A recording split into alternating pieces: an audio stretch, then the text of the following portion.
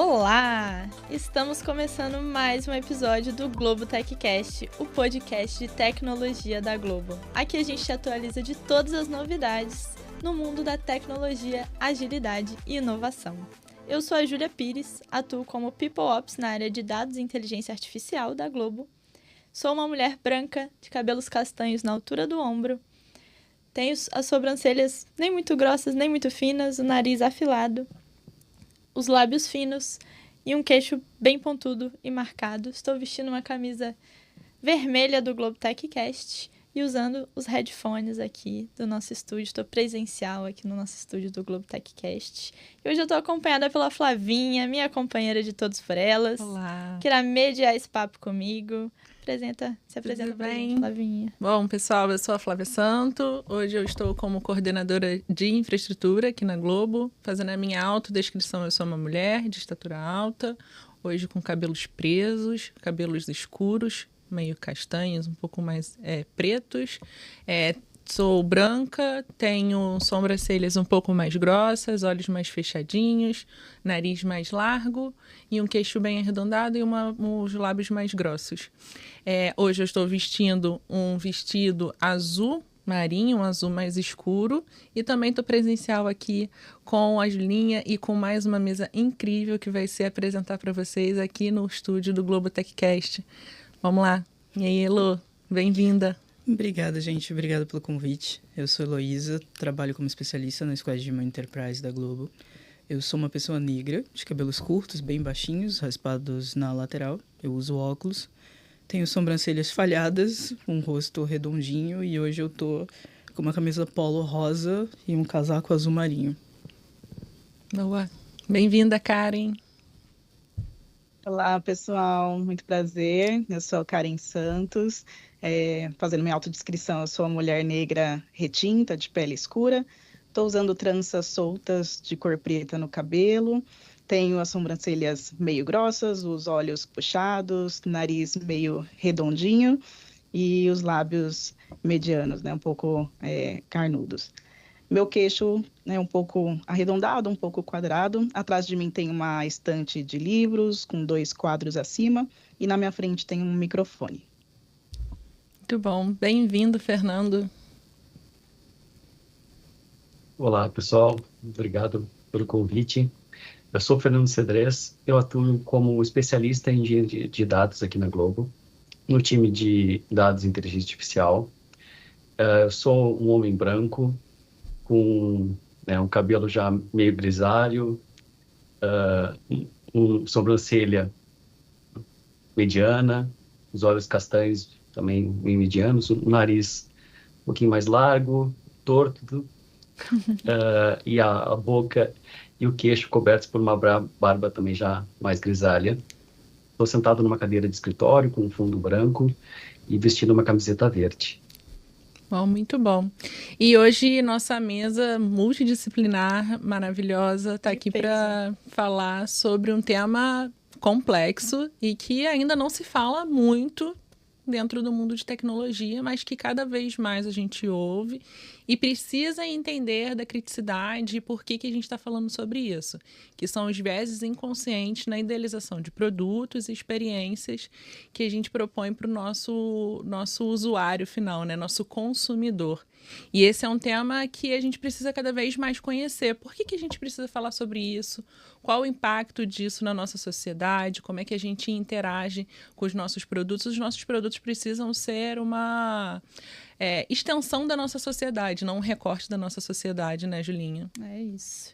Bom, e esse é mais um episódio do Todos por Elas, né? Eu citei o Todos por Elas aqui rapidinho. Somos um grupo focado na equidade e protagonismo das mulheres de tecnologia.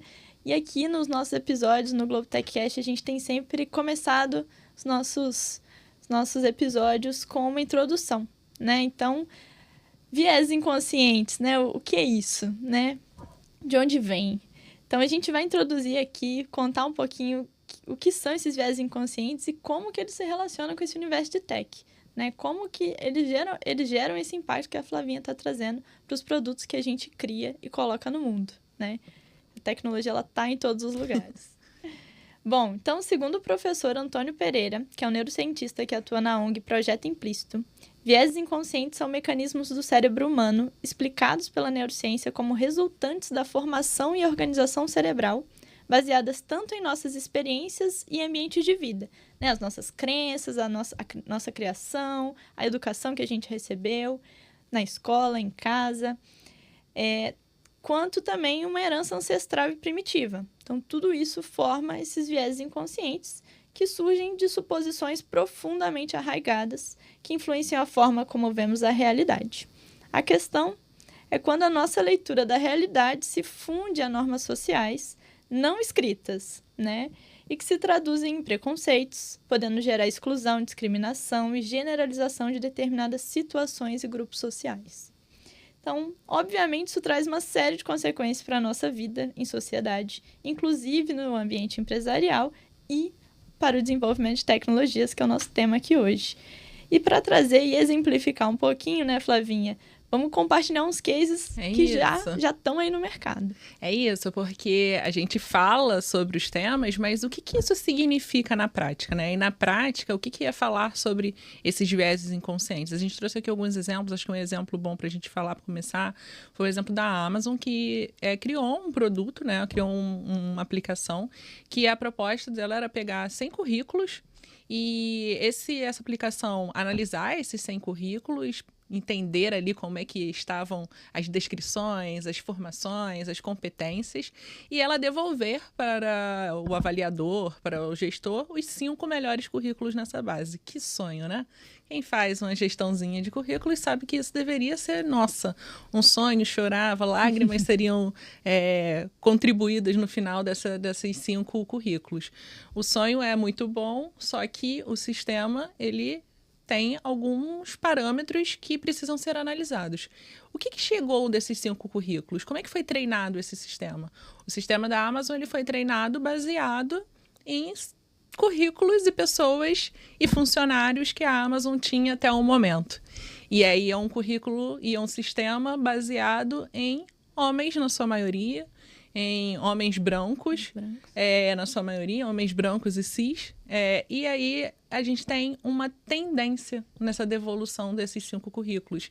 Então, você tem uma tendência baseada nos padrões de anos de funcionários e de bons funcionários e pessoas qualificadas, mas que se repetem e que geram uma tendência para essa decisão. Mas a Amazon, ela não, a gente trouxe esse primeiro caso, mas ela não está sozinha. O MIT, ele publicou um review onde ele demonstrou que sistemas, quando vão fazer a completar uma imagem de uma mulher, 53%, né, Julinha? 43% das vezes completava a imagem de um homem. 43% elas completam a imagem de um homem, adivinha como? Com terno, de gravata, muito bonitinho, bem qualificado, mas o cenário não é igual para as mulheres. Mulheres não são completadas as imagens de terno e gravata em sua 53. O primeiro número, 53% das imagens são completadas de biquíni. Olha que loucura. Uma ferramenta tecnológica treinada por pessoas que têm ali um background de conhecimento, né? Toda ferramenta que ela é uma inteligência, ela precisa de um conhecimento prévio, de um treinamento, de informações para ela tomar as decisões. Afinal, ela é uma inteligência artificial. Ela não nasceu, ela não está dentro de um contexto social. E aí ela tem uma tendência, 53% dessas mulheres são desenhadas de biquíni. Olha que loucura. E esse case é muito louco, porque eles chegaram a testar com uma congressista norte-americana e mesmo assim, ele não completou ela, uma figura política conhecida, né? Completou. Com bastantes fotos na internet. Pois é. Então, o viés de gênero, ele tá aí, né? Ele tá nos produtos. A Amazon chegou a descontinuar, né? Ela tentou e não foi para frente. E aí, tem outros exemplos aqui, que teve uma pesquisa do Observatório de Segurança, né? E quando a gente começa a falar de todo esse debate que é mais recente, de colocar a inteligência artificial na segurança, de reconhecimento facial, né? E todos os problemas que isso acarretam, cerca de 90% das pessoas presas por monitoramento facial no Brasil são negras. E a maioria desses casos de prisões arbitrárias alcançaram alvos errados, né? Então, é sério, né? É uma reflexão. Eu conheço uma pessoa muito próxima a mim que ela precisou provar judicialmente que ela não era a pessoa que estava passando pela autodescrição. Esqueci como é que fala agora, quando você faz a descrição de alguém na delegacia. Ah, sim. E aí as pessoas fizeram lá como se ele fosse o assaltante, né? E ligaram dentro do banco de dados a ele. Ele precisou provar, mas foram alguns meses bem intensos na vida dele. Bizarro, né? Assim, a pessoa não tem nada a ver com isso. E ela é associada a crimes simplesmente por ser uma pessoa preta. Dado todo o nosso histórico, né? De racismo como uma sociedade Estrutural. colonizada e escravagista.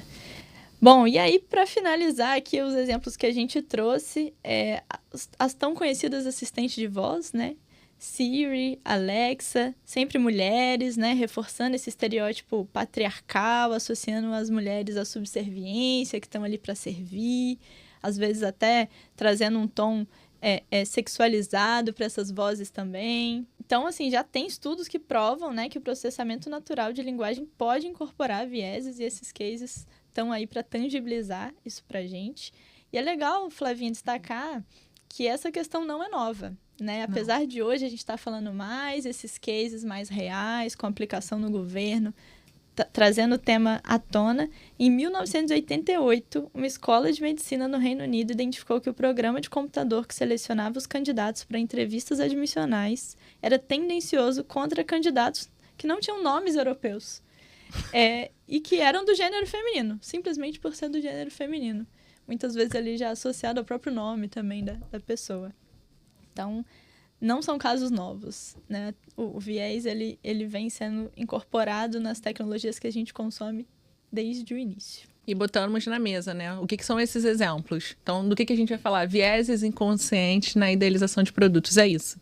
Produtos treinados por humanos que têm uma tendência de acordo do momento que ele vive, do momento que ele está presente. E aí, para falar desse momento, para falar desse produto, o que é essa percepção, né?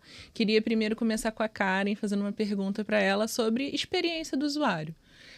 A gente está falando aqui sobre aplicações de tecnologia, sobre consumo, como a gente trata esse produto, como é que a gente convive, como a gente vivencia ele no dia a dia, seja, né, dentro das empresas ou dentro de uma investigação policial, mas como é que a gente tem olhado para trazer para dentro dessa idealização, trazer para dentro dessa experiência do usuário, essa visão de diversidade que a gente precisa provocar, essa visão de contribuição, da construção, dessa visão de contribuição do que a gente precisa fazer para trazer menos inconsciência e mais assertividade para o que a gente quer entregar de produtos e experiências, Karen. Perfeito. Tava ouvindo, né, os casos que vocês trouxeram, até fui relembrando de alguns, que é uma coisa que eu sempre estou estudando, né? E aí é sempre importante a gente pensar nessa experiência como um todo e entender o quanto que isso traz impactos aí sociais, econômicos, individuais para as pessoas que são diretamente atingidas, né?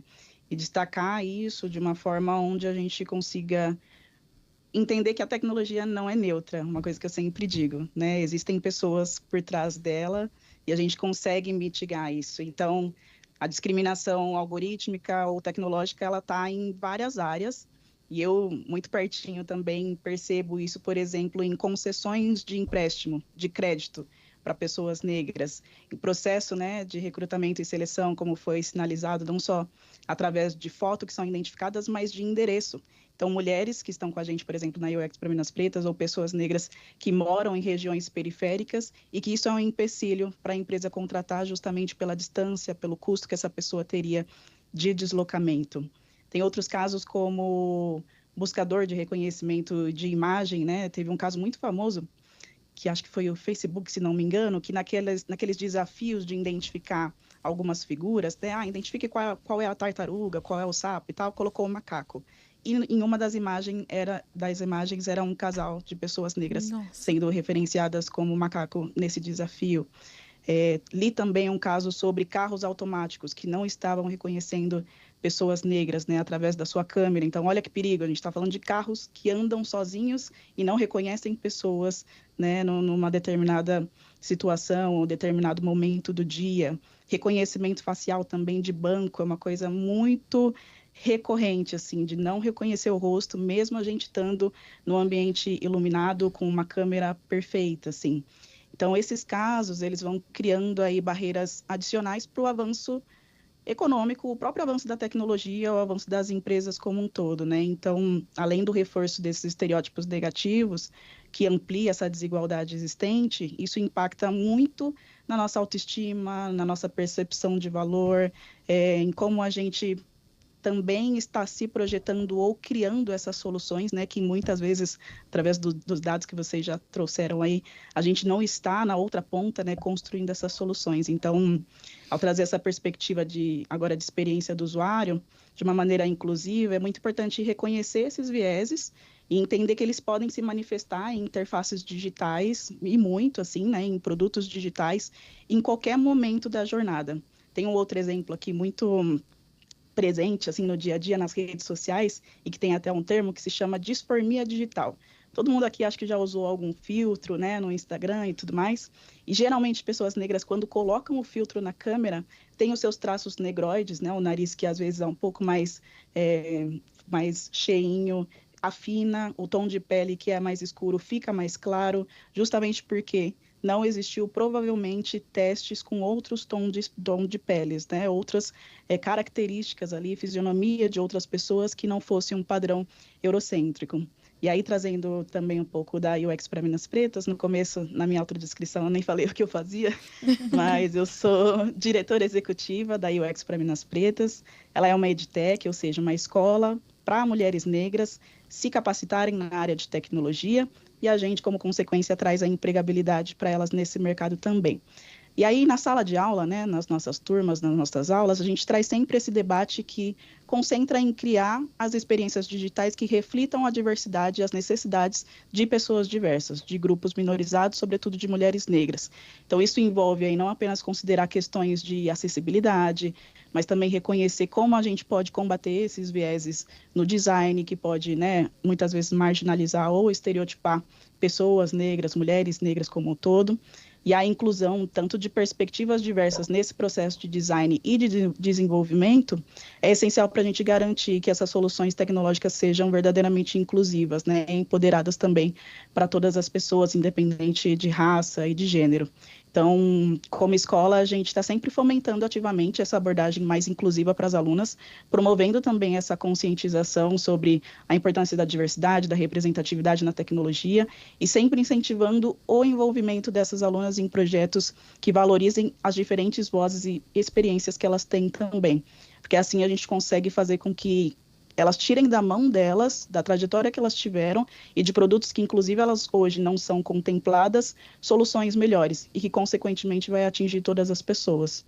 E você falou um ponto, assim, que acho que é esse o ponto que a gente precisa trazer o tempo todo aqui no nosso podcast, tecnologia não é neutra. Tecnologia é feita por seres humanos. E nós, aqui dentro da tecnologia Globo, Elô, a gente tem essa responsabilidade também, né? E falando um pouquinho dentro do nosso universo aqui, Globo, quais são os cuidados que a gente tem feito, que a gente tem tratado ultimamente para a gente que literalmente contribui com produtos do Plin ao Play, que literalmente é multiplataforma, tá no digital, tá na TV e abrangência em 100% do território nacional, o que a gente vem construindo, o que a gente vem trazendo para dentro da pauta dos times, porque a responsabilidade começa dentro dos times, o que a gente vem conversando sobre como trazer essa consciência na produtização? Não, perfeito. Assim, a fala da Karen foi surpreendente, porque eu vou trazer primeiro um exemplo de fora para a gente voltar para a Globo. Recentemente, a gente tinha diversos problemas de tecnologia em banco. Você tinha várias coisas e alterações que você precisava fazer. E uma delas, que com certeza todo mundo que vai estar ouvindo a gente ou assistindo fez, foi cadastrar digital. Sim. Só que a gente tem uma série de trabalhadores braçais que ao longo do tempo perdem a digital. Sim. E aí, quando teve essa virada, o que você mais tinha eram essas pessoas que tinham uma necessidade maior de ir até a agência bancária, seja por desconhecimento ou por necessidade, elas não conseguiam usar porque elas não tinham digital cadastrado. Então, quando a gente fala de viés inconsciente, principalmente quando a gente traz tecnologia, a gente tem que entender que tecnologia não é só computação ou algo do tipo.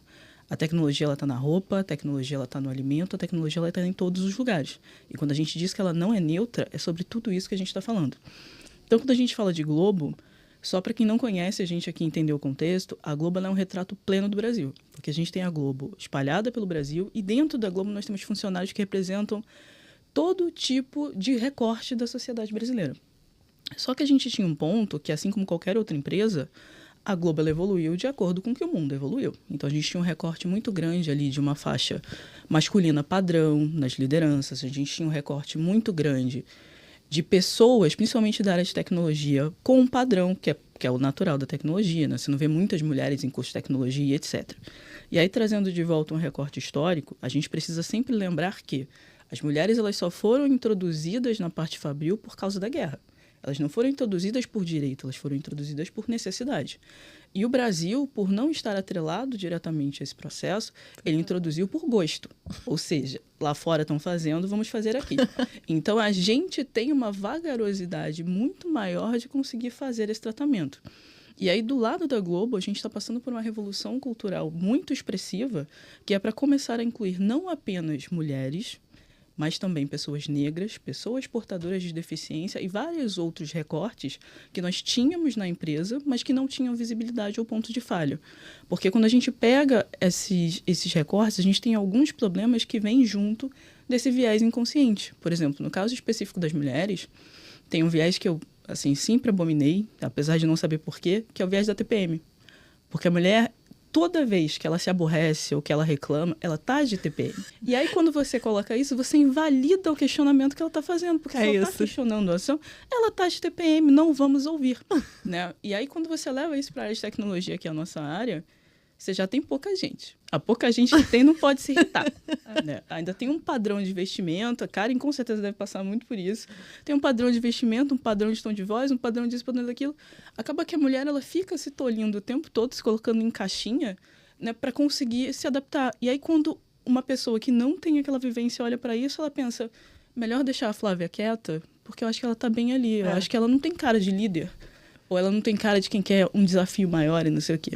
Então, assim, essa nossa revolução cultural, ela tá jogando isso água abaixo. A gente fez um programa de mentoria no ano passado que foram reveladas mulheres surpreendentes. A mulher fazia coisa que tu olha assim, tipo, nossa, tu é ET? Isso é demais, assim. E não só mulheres, assim, eu tô levando para um lado mais brincadeira e tal, mas você tem muita gente dentro desses recortes que muitas vezes não são vistos e que fazem coisas muito importantes. Então, a Globo está num ciclo ali de incentivar o olhar 360. Ou seja, a gente está aprendendo a ter escuta ativa, a gente está aprendendo a entender que as diferenças fazem com que o produto chegue no mercado. E hoje o consumidor ele consegue ver isso na tela. Né? Quando vai se fazer produto, sempre houve pesquisas, a gente tem pesquisadores incríveis, mas agora essas pesquisas elas começam a retratar de fato o que o Brasil é. Porque a gente entende que o povo brasileiro pede para ser retratado. Você não tem mais aquela novela onde a pessoa negra só era empregada, a pessoa branca era rica, não sei o quê. Agora você tem a pessoa negra que tem um emprego e não fica dançando todo dia. Então, assim, isso é muito fantástico. Tá? Elo, esse ponto que você falou da novela me lembrou uma pessoa que trabalha comigo e ela não mora no Rio de Janeiro. Não vou entregar onde ela mora para não ser muito cara de fala. Ela não mora no Rio de Janeiro e ela falava assim... Ai, eu ficava pra morrer com as novelas da Globo. Porque era todo mundo carioca, todo mundo gostava de praia e todo mundo morava na Zona Sul. E aí eu falei assim... Quando ele me falou, eu falei assim... Cara, eu nunca tinha parado isso, porque eu sou carioca. E aí eu via a novela e falava assim... Ok. E aí ele falou assim, pô, vocês acham que o Brasil inteiro é o Rio de Janeiro, né? O Brasil inteiro não é o Rio de Janeiro. E eu precisei alguém me falar para eu perceber que a novela tinha uma tendência ali a ser carioca. E no máximo, quando saía do Rio de Janeiro, ela ia para um lugar do Nordeste ou iria para São Paulo. Então, não tinha essa pluralidade cultural, de localização, de regionalidade, né, dentro das produções. E hoje a gente percebe muito mais dentro das produções a regionalidade, essa importância de caracterizar cada pessoa que existe no Brasil. E a regionalidade verdadeira, né? Não estereotipada, porque ela também era muito estereotipada. Então, essa é uma transformação que vem acontecendo em todos os setores aqui dentro, né? Que é gradual e que é processual e sistêmica, mas que é individual também, sim, né? Essa transformação, ela se faz também, a gente tem que querer, né? Nós, como indivíduos, temos que, assumir que viés inconsciente é uma coisa que está em todo mundo. Dá vergonha, né? Assumir que a gente tem preconceitos, que a gente tem um monte de coisa enraizada e que está sendo colocado em tudo que a gente põe para o mundo, né? Desde dos projetos que a gente desenvolve até como você se porta, né? Na sua roda de amigos, nos lugares que você está. Então, é uma transformação que assim, para acontecer, as empresas têm que estar junto, o sistema tem que estar junto, o governo tem que estar junto, mas a transformação individual tem que rolar. Assim, não existe transformação cultural que não seja do indivíduo para a sociedade, da sociedade para o indivíduo. Exatamente. E o legal do viés inconsciente é porque quem está assistindo aí, se fizer uma pesquisa na internet, bota lá viés inconsciente, você vai achar várias referências. Inclusive, gradações de viés. Mas você entende que, assim, é inconsciente, mas ele pode ser tratado. Demora, mas ele pode ser tratado. E a melhor forma de tratar é você olhar para o próximo. Bom, e trazendo um pouquinho o Fernando aqui para nossa mesa, né? E até trazendo um contexto, nós em Como Todos por Elas, né? A gente fala aqui muito... Elô trouxe muito bem aqui, né? Toda essa falta de representatividade que a gente está mudando, que a gente está mudando na liderança, que a gente está trazendo mais diversidade para os times. Então, trazer os homens para essa pauta é super importante, é fundamental. Né? Então, o Fernando está aqui para, como engenheiro de dados, que também dados, universo à parte aí, inteligência artificial pesando, né, nesse tema. Conta pra gente um pouco, Fernando, como que tem sido esses desafios aí, né, por trás do desenvolvimento de software, como que você tem visto possibilidades da gente alcançar essa neutralidade algorítmica que a gente está falando aqui, e a importância, né, dos times diversos que a Elô trouxe no dia a dia, como que você tem sentido isso? Esse ponto, né, de tentar trazer a neutralidade passa muito por essa questão das pessoas que estão desenvolvendo, né? Não adianta um time de homens brancos desenvolver uma solução e querer atingir todos os públicos. A gente sabe que vai trazer um viés. Não vai ter uma vivência de uma experiência de uma mulher ali por trás de uma construção baseada por homens, né? Então, trazer essas pessoas de contextos diferentes, contextos não só, né, como raça, socioeconômicos, trazer também religião. Isso traz a diversidade para aquilo que tu está construindo como produto. Não tem como pensar, eu vou fazer um aplicativo aqui para crianças serem acompanhadas na escola, para os pais terem uma agenda, e fazer isso de uma perspectiva masculina, sendo que normalmente numa família quem cuida dessa parte, tem viés disso, acaba direcionado para a mulher. Né? De às vezes eu ter amigos que o homem que vai levar, só que ele reclama que as comunicações são sempre para a mãe. Então, tem esse viés da sociedade. E a gente tem que trazer isso para dentro dos times de uma forma que faça quebrar isso na raiz, né? Onde está sendo desenvolvido. Na parte, por exemplo, de experiência de usuário, é muito importante entrevistar também, expandir essa base até para o algoritmo. E alguém que não tem isso no dia a dia, que não olha no espelho, que eu sou homem branco, que não olha no espelho e vai pensar, tá faltando um tom de pele negra aqui nessa minha base de dados. Porque ele não enxerga isso, não é o dia a dia dele, ele vai trazer esse viés para o que ele está construindo. Então, um time diverso, acho que expande essa gama de possibilidades, traz um produto muito mais humano, porque a gente é humanidade, a gente é diverso, existem mil e uma formas de enxergar uma situação, como eu vou lidar com isso. Isso está na tecnologia, né? Porque essa tecnologia acaba sendo somente um meio. Ela vai ser a comunicação entre duas pessoas no final das contas. Por mais que seja tu esteja falando com, por exemplo, um chatbot, por trás tem uma pessoa que vai receber essa informação. Então, é só esse caminho. E esse caminho tem que tirar essas barreiras. Vai facilitar tanto como produto, para que cresça, né, como produto, e enxergar essas barreiras por exemplo, de idade. Quantos produtos eu vejo muito isso. Eu enxergo um produto sendo lançado e, olha, nossa, como é que meus pais vão usar isso? Tem problema de visão? Como é que eles vão botar isso no dia a dia deles, sendo que é quase obrigatório? Por exemplo, fazer um agendamento é só pelo site. Sim. Eu acho que meu pai não consegue hoje ter esse acesso à tecnologia, e acaba que vai dificultando o que eles fazem do dia a dia. Tipo, minha mãe às vezes também não consegue entrar nem que seja no celular, ela não consegue responder isso. E como é que a gente faz para trazer isso para os nossos produtos, olhando para toda essa gama de pessoas que existem na sociedade? Isso acaba refletindo também nos dados que são coletados, né? A gente tem que ter esse cuidado para ver que a gente, estou coletando só o CEP da pessoa, eu não estou coletando endereço aqui, mas às vezes a gente acaba colocando o CEP, atrelando uma região, pode ser que isso impacte no que a pessoa vai tirar um empréstimo do banco para financiar o carro, dar o carro como garantia, mas aquele CEP está atrelado a uma região que não é tão segura assim, vai acabar impactando, sei lá, na taxa de juros da pessoa. A gente tem que ver qual é a importância do dado que é coletado, a forma como é que isso vai ser tratado, e tentar tirar esses vieses, né, para que as pessoas acabam não sendo prejudicadas também. Né? Quando a gente está tomando essas decisões em cima de dados, a gente faz uma escolha, uma curadoria do que vai ser usado, como vai ser usado, que peso isso vai ter na tomada de decisão. Então, é muito, muito importante ter essa visão, né? Ter várias visões, e os times diversos vai trazer isso. Ele vai ter uma pessoa ali que sei lá, pega 2 conduções para ir trabalhar, ele vai conseguir trazer uma visão diferente de alguém que vai de carro direto do trabalho. Né? Ele vai conseguir trazer uma história diferente e vai contar, olha, tu tá esquecendo da pessoa que pega 2 conduções Como é que ela vai fazer para fazer esse passo aqui enquanto ela está no ônibus? Então, isso é importante, trazer essas perspectivas.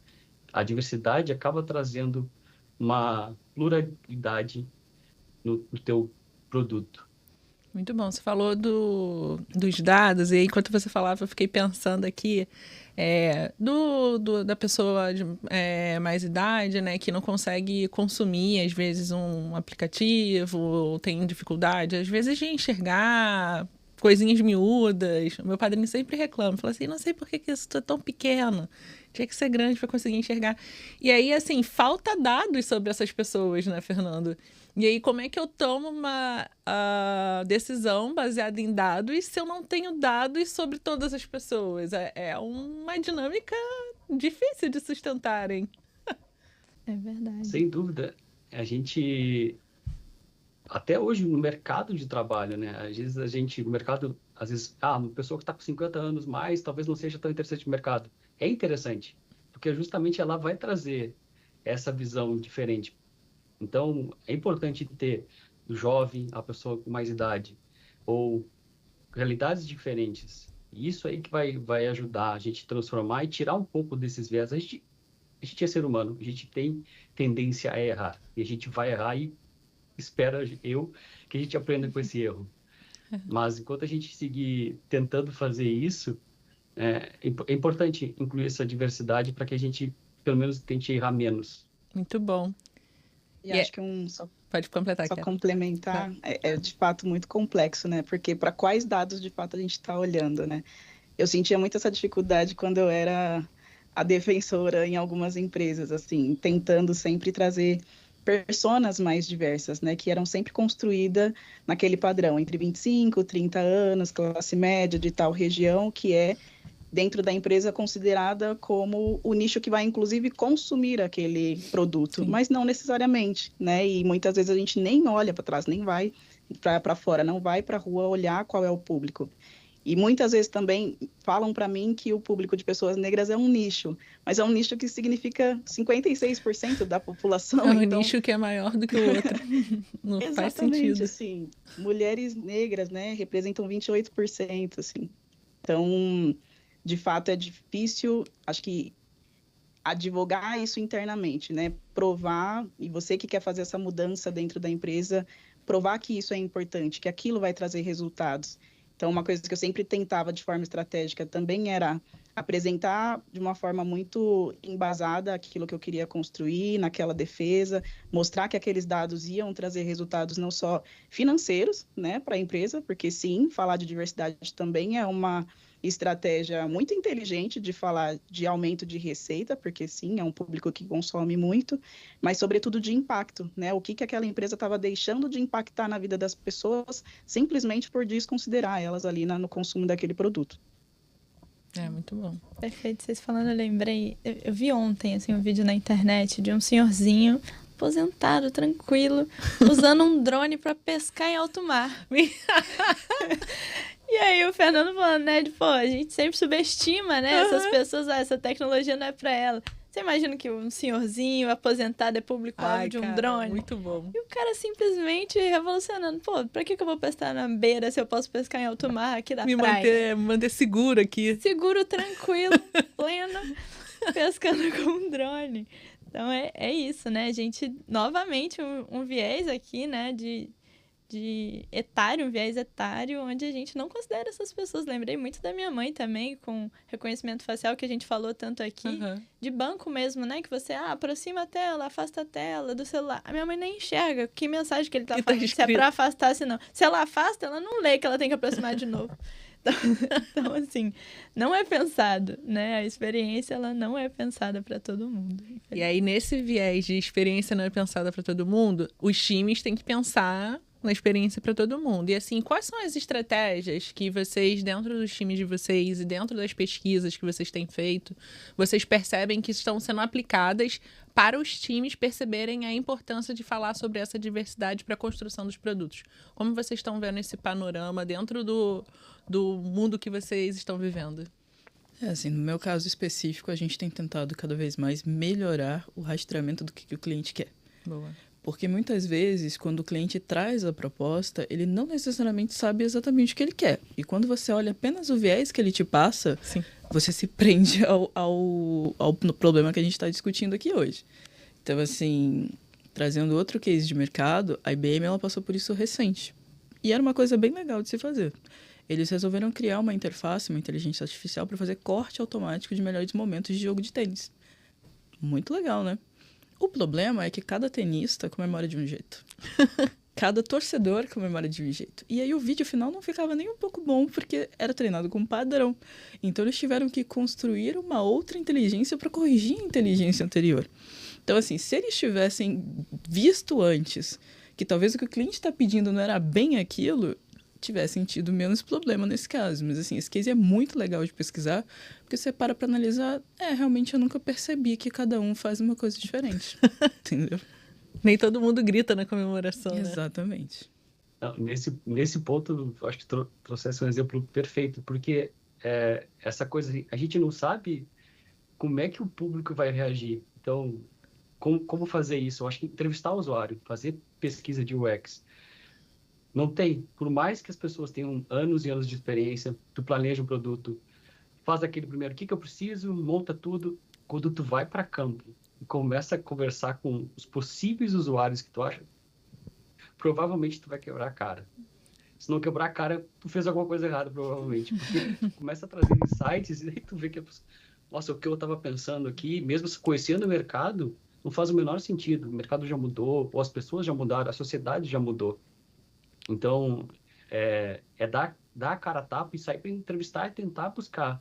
Às vezes tu vai descobrir que, às vezes aquele público inicial falou ali, a faixa de 25 a 35 anos, não encaixa. Tu consegue enxergar um público muito maior em mães com mais de 40 anos. Um mercado muito mais latente com aquela necessidade que tu está te propondo a solucionar. Então, entrevista com o usuário, para mim, é um passo marcante na construção de um produto. Concordo demais. E acho que tem o ponto de que muitas vezes o usuário não sabe exatamente o que quer, mas ele já sabe minimamente o que ele precisa. Sobretudo pela forma de consumo hoje, né? As redes sociais estão aí. Se eu abro meu TikTok, tem lá um tênis que está, né, uma marca ali que está influenciando na minha decisão de compra, tem algum influenciadora que também está me incentivando de alguma forma. Então, quando eu escolho utilizar um produto ou serviço, seja do lado do consumo ou por alguma coisa que eu acredito, né, por uma bandeira que eu defendo, se aquela marca estiver alinhada ou desalinhada com isso, já é um ponto de entrada ou de você nunca fisgar aquela pessoa para utilizar o seu produto, né? Então, quando o Fernando fala de pesquisa, eu concordo muito, assim, e de teste também, né? Depois de fazer o produto acontecer, ir para a rua testar novamente, porque muitas vezes a gente acha que é só isso, né? Pesquisa, desenvolve, lança, tá pronto, maravilhoso, mas não volta para casa para ver o que tem que arrumar, qual o feedback que as pessoas que estão utilizando estão te passando ali, que são feedbacks valiosos, né? Muitas vezes a gente ignora, seja redes sociais, seja os próprios canais da empresa como experiência do usuário para ouvir as pessoas, né? Ou as próprias pessoas de dentro, só que de outros times. Uma coisa que eu fazia muito era trocar com outras áreas, tipo a área de suporte, de atendimento, a área de jurídico, que tinha algum contato direto com o consumidor, justamente para pegar esses vieses que estavam acontecendo, esses erros e melhorar a experiência. Teve um caso muito específico que foi na pandemia, se eu não me engano. Eu trabalhava numa empresa que era uma carteira digital. E aí eu fui fazer um teste, né, desses depois do produto ser lançado com a pessoa, liguei, era uma chamada de vídeo, e estava muito difícil de manter a conexão com ela. Era uma pessoa que morava numa região do Brasil profundo, e eu precisava que ela fizesse o login nessa plataforma, e ela simplesmente não conseguia, porque os dados móveis do celular dela não permitia. Então, a minha solução ela poderia ser a melhor possível. Se a pessoa não tem ali o acesso necessário para aquilo, ou se a minha empresa, né, o meu produto não está facilitando esse acesso, ela não vai servir. E aí, de novo, a gente está excluindo as pessoas, né? Então, acho que o teste, a pesquisa, mas também certificar de que a gente está abarcando aí um maior grupo de pessoas para minimizar esses danos pode ser um caminho. Nossa, muito bom. Hoje de manhã eu li uma frase, o Fernando falou, enquanto ele falava, eu lembrei dessa frase. Se você não tem vergonha do seu primeiro produto, você está fazendo ele errado. Então, acho que é isso, né? Exponha, ouça, pesquise. Feedback é maravilhoso. Feedback é que nem água, pode consumir que não faz mal. Acho que fala muito sobre o que a gente quer como um produto mais assertivo, né? Ouvir as pessoas. O papo tá maravilhoso, mas a gente precisa se endereçar para as nossas conclusões, né, Julinha? É isso, mas até pegando rapidinho a fala do Fernando e da Karen aqui, e amarrando, falando dessas estratégias, né, a gente vem falando muito e a gente falou aqui da importância das equipes diversas, e a Elô teve uma fala muito boa de, assim, diversidade não é ter uma mulher na mesa, né, não é ter uma pessoa negra na mesa, porque os vieses também vão fazer com que essa pessoa, para que ela se sinta minimamente parte daquilo ali uma hora, ela não vai ser sempre nadando contra a correnteza. Uma hora ela vai entrar naquele mesmo ciclo padrão que está rolando ali, né? Então, diversidade é proporcionalidade também e inclusão de fato, né? Então, não adianta a gente só trazer mais gente se a gente não pensa que essas pessoas estão seguras para falar, que a voz delas é ouvida na mesa, que elas estão pensando junto na hora de idealizar o produto, né? Elas estão sendo ouvidas na hora de se planejar o produto. Então, isso também é muito importante. Pegando muito a fala do Fernando das bases de dados, né? E os cases que a gente trouxe, que foram lá, o case da Amazon, né? Foi embasado em currículos antigos. Então, atualizar essas bases de dados, né? E não só atualizar, mas diversificar essas bases de dados é super importante para a gente começar a caminhar para algum nível de neutralidade, né? Se é que essa neutralidade ela é possível. Então, eu queria acrescentar esses pontos. E aí, eu acho que para a gente fechar, né, pessoal, que nosso episódio está muito bom. Acho que esse assunto dá, uma série de episódios sobre esse assunto. Dá para aprofundar em várias vertentes aqui. Com certeza. Então, queria ouvir de vocês aqui para a gente ir fechando, indicações também, né? O que vocês enxergam, né? Como que a gente constrói um futuro promissor, digitalmente inclusivo e acessível? O que vocês indicam para os nossos ouvintes que estão começando a ouvir sobre esse assunto agora? Pô, eu quero estudar mais. Qual que é a minha responsabilidade nisso tudo? Por onde que eu vou? É isso. Né? Entendi que eu, como time, preciso fazer alguma coisa, mas me deu o primeiro passo. Eu como empresa, eu como indivíduo, eu e o meu time. E aí, né? Por onde eu continuo nessa trajetória? E aí, Karen, o O que você traria para os nossos ouvintes? Acho que muita da discussão aqui de hoje está pautada, né, em olhar para a inclusão e diversidade como um ponto importante de inflexão para fazer grandes mudanças, e eu bato demais nessa tecla, assim, e olhar para essa questão para além das soluções tecnológicas, né, olhar de uma forma mais holística, mais interdisciplinar, como foi comentado, trazer essas diferentes perspectivas. E pensar que esse futuro ele pode ser moldado por outras mãos, de uma forma diferente, né? Trazendo mais possibilidade para que a gente consiga, de fato, mudar. E que não tem um lado negativo nisso. Muitas vezes parece que a gente vai perder, ou que a gente vai dividir, ou que a gente vai tirar das mãos de alguém essa possibilidade. Mas não, na verdade, é que a ideia é que a gente inclua, que a gente possa aumentar essa proporção.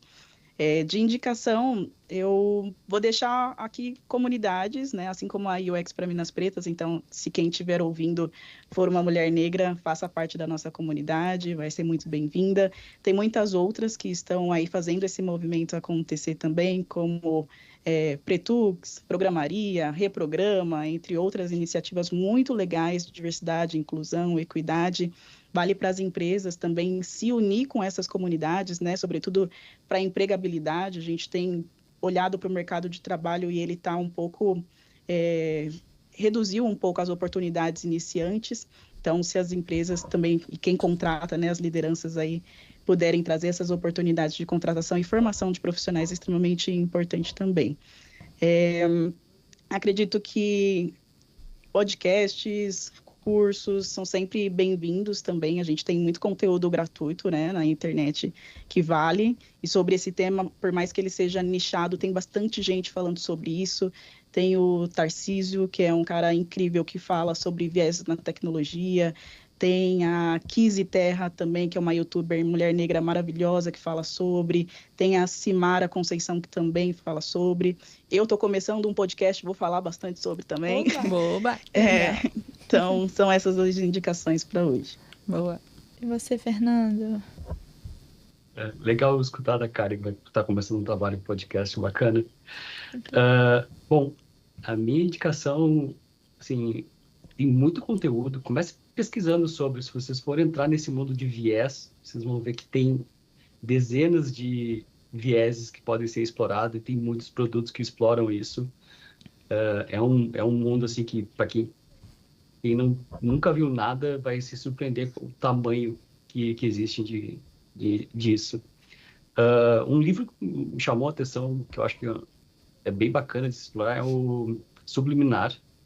Ele vai falar sobre, né, os viés inconscientes e a forma como o inconsciente acaba impactando na mente consciente e na forma de tomar decisões, né, do nosso comportamento. Pode ser um texto bacana para se ler, um livro bacana para se ler e trazer experiências para ali, no dia a dia. Legal. Nossa. Esse livro Subliminar é um abraço quentinho, porque para quem não tem muito jeito social, ele explica bastante coisa, vale a pena a leitura. Assim, eu sou a pessoa que defende o abraço e o porquê. Né? Quando você começa a pensar nas coisas, se você não tem nenhum porquê atrás, é sinal que você está indo para o caminho errado. Então, a gente, como tecnologia, tem que aprender a olhar para o lado. A gente tem que aprender a entender um pouco ali de recursos humanos, entender um pouco de administração e coisas do tipo que vão começar a abrir justamente as falas que o Fernando e a Karen trouxeram, que é quando você vai preparar seus dados, você tem que saber quais perguntas você faz. Então, quando a gente olha para fora, fica bem mais fácil isso. Eu acho que é isso. Boa. E eu, nesse viés que você trouxe, vou trazer também aqui uma dica que eu fiquei pensando enquanto vocês falavam. É que, assim, olha para o lado, vê você dentro da sua empresa, vê você dentro do seu grupo social, da sua universidade, de onde você convive, olha para o lado e pergunta. E fala assim, cara, como é a sua experiência consumindo produtos? Porque estou interessado na área, ouvi um podcast legal sobre isso, vou ouvir depois os podcasts da Karen também sobre isso, mas nesse meio tempo eu quero entender um pouco mais, porque assim, para mim tá tudo muito bom, tudo muito bem, isso aqui funciona bem, mas queria ouvir da sua perspectiva se isso está te afetando de alguma forma ou está te deixando de entregar conteúdo de uma forma. Acho que usar suas ligações, assim, nós pessoas, seres humanos, somos relacionais e nós somos relacionais com quem a gente se conecta. Então, usar as nossas conexões para ampliar o nosso conhecimento, eu acho que é uma excelente estratégia para a gente começar a fazer essa transformação, trazer essa responsabilidade para a gente e iniciar essa transformação. É isso, né, Flavinha? Expandir nosso repertório, nossa visão de mundo, sair da nossa bolha. E aí, acrescentando dicas aqui, né, para você, enquanto indivíduo, se modificar, ser agente dessa transformação. Cara, olha as páginas que você segue, né? A Karen indicou um monte aqui. Você segue pessoas indígenas, você consome conteúdo de pessoas indígenas, de pessoas pretas, de pessoas trans, de mulheres, se você que está me ouvindo, principalmente, é um homem. Então, diversifique, né? Os livros que você lê, quem escreve esses livros, né? Os conteúdos que você consome na internet, os podcasts que você ouve. Então, diversifica seu repertório, assim como a Flavinha trouxe, suas conexões também. Saia da sua bolha relacional e vá conhecer o mundo a partir de outras perspectivas. Acho que é legal deixar, como a gente está aqui falando de diversidade, deixar a pergunta para cada um refletir, né? Quem são as mulheres que te inspiram? Quem são as mulheres que você olha e fala assim, daqui eu quero tirar muito, daqui eu quero ser muito nesse caminho? Acho que uma autorreflexão para cada um de vocês que estão consumindo o podcast, para cada um de nós aqui. Quem são as mulheres hoje que estão nos inspirando e que a gente está olhando e falando assim, esse é o caminho que eu quero seguir, é esse a sociedade que eu quero viver. Maravilha. Bom, gente, é isso, né? A tecnologia responsável precisa ser mais do que uma boa ideia. Tem que ser uma ação diária nas empresas e nas nossas vidas, né? Nos nossos comportamentos para o mundo. Gente, muito obrigada por vocês terem topado trocar essa ideia com a gente. E se você está curtindo os nossos conteúdos, avalie o Globo TechCast no Spotify e no YouTube. Até o próximo episódio do Todos por Elas.